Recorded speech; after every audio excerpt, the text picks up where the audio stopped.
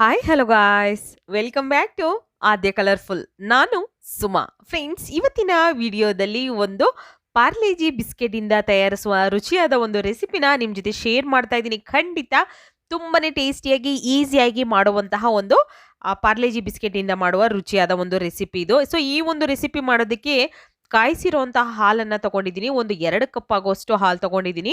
ನಂತರ ಇದಕ್ಕೆ ಒಂದು 3/4 ಕಪ್ ಆಗುವಷ್ಟು ನಾನು ಸಕ್ಕರೆನ ಹಾಕ್ಕೊಳ್ತಾ ಇದ್ದೀನಿ. ಫ್ರೆಂಡ್ಸ್, ನೀವ್ಯಾರಾದ್ರೂ ಫಸ್ಟ್ ಟೈಮ್ ನನ್ನ ಚಾನಲ್ಗೆ ವಿಸಿಟ್ ಮಾಡಿದರೆ ಪ್ಲೀಸ್ ನನ್ನ ಚಾನಲ್ನ ಸಬ್ಸ್ಕ್ರೈಬ್ ಮಾಡ್ಕೊಳ್ಳಿ, ಹಾಗೆ ಲೈಕ್ ಮಾಡಿ ಮತ್ತು ಶೇರ್ ಮಾಡಿ ಫ್ರೆಂಡ್ಸ್. ಓಕೆ, ಈಗ ನಾನು ಹಾಲಿಗೆ ಸಕ್ಕರೆಯನ್ನು ಹಾಕಿ ನಾನು ಮಿಕ್ಸ್ ಮಾಡ್ಕೊಳ್ತಾ ಇದ್ದೀನಿ. ಸಕ್ಕರೆ ಬದಲು ಬೇಕು ಅಂತಂದರೆ ನೀವು ಕಲ್ ಸಕ್ಕರೆ ಕೂಡ ಉಪಯೋಗಿಸ್ಬೋದು ಅಥವಾ ಬೆಲ್ಲ ಕೂಡ ಉಪಯೋಗಿಸ್ಬೋದು, ಆದರೆ ಟೇಸ್ಟ್ ಸ್ವಲ್ಪ ಚೇಂಜ್ ಆಗುತ್ತೆ ಅಷ್ಟೇ.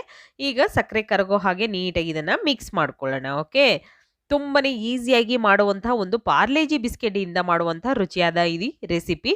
ಸೊ ಈಗ ಒಂದು 2 ಬ್ರೆಡ್ ಪೀಸಸ್ನ ತೊಗೊಂಡಿದ್ದೀನಿ. ಇಲ್ಲಿ ನೋಡಿ, ಸೈಡಲ್ಲಿ ಇರೋವಂತಹ ಬ್ರೌನ್ ಕಲರ್ ಇದೆಯಲ್ಲ, ಸೊ ಆ ಬ್ರೆಡ್ಡನ್ನು ತೆಗೆದುಬಿಡೋಣ. ಸೈಡಲ್ಲಿರುವಂತಹ ಅದನ್ನು ಪೂರ್ತಿ ವೈಟ್ ಇರೋವಂತಹದ್ದನ್ನೇ ತಗೊಳ್ಬೇಕು ನಾವು. ತುಂಬನೇ ಚೆನ್ನಾಗಿ ಆಗುತ್ತೆ ಈ ಒಂದು ರೆಸಿಪಿ.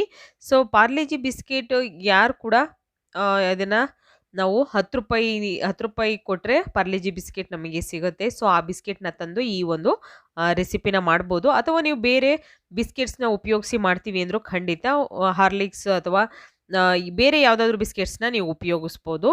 ಸೊ ಇಲ್ಲಿ ನಾನು ಹಾರ್ಲಿಕ್ಸ್ ಮತ್ತು ಪಾರ್ಲೆಜಿ ಎರಡನ್ನೂ ಕೂಡ ಉಪಯೋಗಿಸಿದ್ದೀನಿ.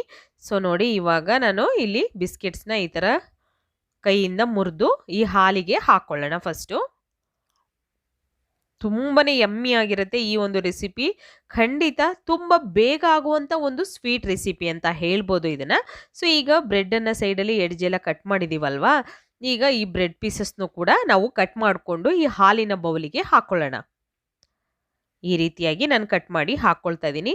ಸೊ ಫ್ರೆಂಡ್ಸ್, ನನ್ನ ಆದ್ಯ ಬ್ಯೂಟಿ ಟಿಪ್ಸ್ ಅನ್ನೋ ಒಂದು ಚಾನಲ್ ಕೂಡ ಇದೆ. ಸೊ ಅದಕ್ಕೆ ನಮಗೆ ಸೌಂದರ್ಯಕ್ಕೆ ಬೇಕಾಗುವಂತಹ ಒಂದು ಟಿಪ್ಸ್ಗಳನ್ನು ನಾನು ಖಂಡಿತ ಆ ಒಂದು ವಿಡಿಯೋದಲ್ಲಿ ಶೇರ್ ಮಾಡ್ತಾ ಇದ್ದೀನಿ. ಖಂಡಿತ ಆ ಚಾನಲ್ನ ಯಾರಾದರೂ ನೋಡಿಲ್ಲ ಅಂದರೆ ದಯವಿಟ್ಟು ಆದ್ಯ ಬ್ಯೂಟಿ ಟಿಪ್ಸ್ ಇನ್ ಕನ್ನಡ ಅನ್ನೋ ಚಾನಲ್ ಇದೆ, ಖಂಡಿತ ಚೆಕ್ ಮಾಡಿ. ನಿಮ್ಗೆ ಇಷ್ಟ ಆದರೆ ಚಾನಲ್ನ ಸಬ್ಸ್ಕ್ರೈಬ್ ಮಾಡ್ಕೊಳ್ಳಿ, ಹಾಗೆ ಲೈಕ್ ಮಾಡಿ. ಈಗ ನೋಡಿ, ಇಲ್ಲಿ ಬ್ರೆಡ್ ಪೀಸಸ್ನೆಲ್ಲ ಹಾಕಿದ ನಂತರ ನಾನು ಈ ರೀತಿ ಒಂದು ಸ್ಪೂನಿಂದ ನೀಟಾಗಿ ಅದನ್ನು ನೆನೆಯೋದಕ್ಕೆ ಬಿಡ್ತಾ ಇದ್ದೀನಿ. ಬ್ರೆಡ್ಡು ಮತ್ತು ಪಾರ್ಲೆಜಿ ಬಿಸ್ಕೆಟ್ ಎರಡೂ ಕೂಡ ಚೆನ್ನಾಗಿ ನೆನೆಯಲಿ ಈ ರೀತಿ. ಅದಾದ ನಂತರ ನಾವು ಇದನ್ನು ನೀಟಾಗಿ ಮಿಕ್ಸ್ ಮಾಡ್ಕೊಳ್ಳೋಣ ಒಂದ್ಸಲ. ಈ ರೀತಿಯಾಗಿ ನಾನು ಮಿಕ್ಸ್ ಮಾಡ್ಕೊಳ್ತಾ ಇದ್ದೀನಿ. ಸೊ ಕಾಯಿಸಿರುವಂಥ ಹಾಲನ್ನೇ ತಗೋಬೇಕು, ಸ್ವಲ್ಪ ಬಿಸಿ ಇರಬೇಕು, ಆಗ ಈ ಒಂದು ರೆಸಿಪಿ ಚೆನ್ನಾಗಿ ಬರುತ್ತೆ. ಬಿಸಿ ಇರೋವಂಥ ಹಾಲಿಗೆ ತಗೊಳ್ಳಿ. ನಂತರ ನೋಡಿ, ಈಗ ಮಿಕ್ಸ್ ಆಗಿದೆ, ಕರೆಕ್ಟಾಗಿ ಮಿಕ್ಸ್ ಆಗಿದೆ. ಈಗ ಒಂದು ಮಿಕ್ಸಿ ಜಾರ್ ತಗೊಳ್ಳೋಣ. ಒಂದು ಮಿಕ್ಸಿ ಜಾರ್ಗೆ ಇವಾಗ ನಾವು ಮಿಕ್ಸ್ ಮಾಡಿರುವಂತಹ ಬ್ರೆಡ್ಡು ಮತ್ತು ಬಿಸ್ಕೆಟ್ಸ್ನ ಹಾಕ್ಕೊಳ್ಳೋಣ. ಇದಕ್ಕೆ ನೋಡಿ, ಈ ರೀತಿಯಾಗಿರೋವಂಥದ್ದನ್ನು ಹಾಕ್ಕೊಳ್ತಾ ಇದ್ದೀನಿ. ಈ ಒಂದು ಜಾರ್ಗೆ ಹಾಕಿ ನಾವು ಇದನ್ನು ನುಣ್ಣಗೆ ರುಬ್ಕೊಂಬರ್ಬೇಕು.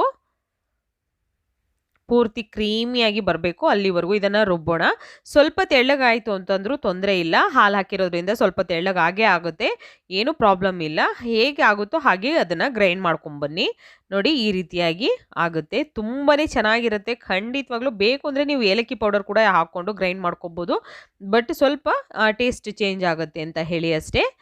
ನಂತರ ಇವಾಗ ಈಗ ರುಬ್ಬಿರೋ ಅಂಥ ಮಿಶ್ರಣನ ನಾವು ಒಂದು ಬಾಕ್ಸ್ ತಗೊಳ್ಳೋಣ.